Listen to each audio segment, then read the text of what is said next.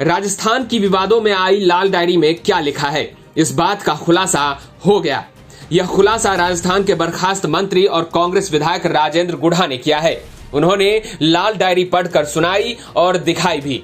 इस डायरी में मुख्यमंत्री अशोक गहलोत के ओएसडी सौभाग्य सिंह, पर्यटन विकास निगम के चेयरमैन धर्मेंद्र राठौर के बीच राजस्थान क्रिकेट एसोसिएशन के चुनाव में लेन देन की बातचीत का जिक्र है। सीएम के बेटे वैभव गहलोत ही अभी आरसीए के अध्यक्ष हैं। राजेंद्र गुढ़ा ने पिछले महीने विधानसभा में महिलाओं के खिलाफ बढ़ते अपराधों को लेकर कहा था कि ये स्वीकार करना चाहिए, ये सच्चाई है कि हम महिलाओं की सुरक्षा में असफल हो गए। राजस्थान में महिलाओं के खिलाफ जिस तरह से अत्याचार बढ़े हैं, मणिपुर की चिंता के करने के बजाय हमें अपने गिरेबान में झांकना चाहिए। इसी बयान के बाद उन्हें मंत्री पद से बर्खास्त कर दिया गया। राजेंद्र गुढ़ा ने लाल डायरी पढ़ने के दौरान आरसीए चुनाव में किसी हिसाब किताब की बात की। भवानी शंकर सामोता और राजीव आए आरसीए चुनाव का हिसाब किया। भवानी समोता ने ज्यादातर लोगों से जो वादा किया था वो पूरा नहीं किया, तो मैंने कहा कि यह ठीक नहीं है, आप इसे पूरा करें। तब भवानी समोता ने कहा कि मैं सीपी साहब की जानकारी में डालता हूं। वैभव गहलोत, अशोक गहलोत के बेटे, मेरे दोनों के आरसीए चुनाव के खर्चे को लेकर चर्चा हुई कि भवानी सामोता किस तरह तय करके लोगों को कैबिनेट में मंत्री पद से हटाए जाने के बाद 24 जुलाई को कांग्रेस विधायक राजेंद्र सिंह गुढ़ा ने सदन में पहुंचकर स्पीकर के सामने लाल डायरी लहराई थी। इससे स्पीकर सीपी जोशी आग बबूला हो गए थे और उन्होंने मार्शलों को आदेश देकर गुढ़ा को सदन से बाहर करवा दिया था। इसके बाद मीडिया से बात करते हुए गुढ़ा ने कहा था, मैं उस डायरी के माध्यम से बताना चाह रहा हूं कि किस तरीके से कांग्रेस के नेताओं के ऊपर फिल्में बन रही है। मेरे पास वो डायरी थी, वो डायरी मेरे से छीन ली गई।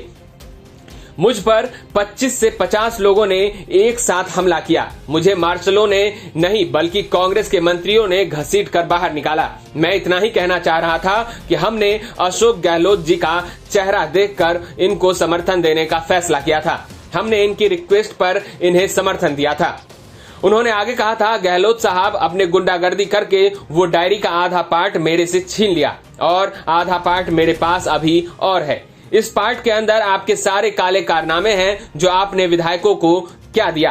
राज्यसभा चुनाव में आपने उन विधायकों को क्या दिया, किस किस को प्रलोभन दिया, क्रिकेट के चुनाव में आपने किस किस को पैसे दिए, उसका खुलासा मैं आगे भी करूंगा। पिछले महीने झुंझुनू में एक जनसभा को संबोधित करते हुए राजेंद्र गुढ़ा ने सीएम अशोक गहलोत पर हमला करते हुए सनसनीखेज दावा किया था। उन्होंने कहा था, धर्मेंद्र राठौर के घर पर ईडी और इनकम टैक्स ने छापा मारा था। मैंने सीएम गहलोत के आदेश पर जहां रेड चल रही थी वहां से लाल डायरी निकाल ली थी। अगर मैं लाल डायरी नहीं निकालता तो सीएम गहलोत जेल में होते। इस लाल डायरी में पूरा हिसाब है कि विधायकों को अपने पाले में रखने के लिए क्या क्या दिया गया। प्रधानमंत्री नरेंद्र मोदी 27 जुलाई को सीकर में थे।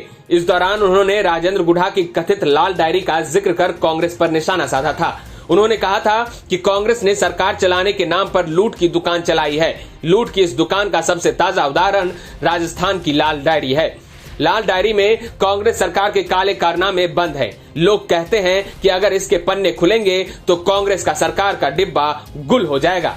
लाल डायरी का नाम सुनकर कांग्रेस के बड़े नेताओं की हालत खराब है। इस डायरी में कांग्रेस सरकार के काले कारनामे बंद हैं। अगर इसके पन्ने खुले तो अच्छे अच्छे निपट जाएंगे। ये लाल डायरी कांग्रेस सरकार का डिब्बा गुल करने जा रही है। हालांकि सीएम अशोक गहलोत ने पीएम के आरोपों पर पलटवार करते हुए कहा था कि लाल डायरी है ही नहीं। लाल डायरी की बात कपोल कल्पित है। बीजेपी को आने वाले समय में लाल झंडी दिखा दी जाएगी। राजेंद्र गुढ़ा झुंझुनू जिले की उदयपुर वाटी विधानसभा सीट से विधायक हैं। वो 2008 में पहली बार बसपा से चुनाव लड़कर जीते थे। उसके बाद उन्होंने अपनी पार्टी के विधायकों के साथ गहलोत सरकार को समर्थन दे दिया था। सीएम गहलोत ने रिटर्न गिफ्ट दिया और राज्य मंत्री बनाया था। साल 2018 में भी राजेंद्र फिर चुनाव जीते और गहलोत सरकार को समर्थन दिया। एक साल बाद ही सितंबर 2019 में गुढ़ा समेत बसपा के 6 विधायक कांग्रेस में शामिल हो गए। गुढ़ा को गहलोत सरकार में दूसरी बार मंत्री बनाया। राजधानी तक के लिए जयपुर से शरद कुमार की रिपोर्ट।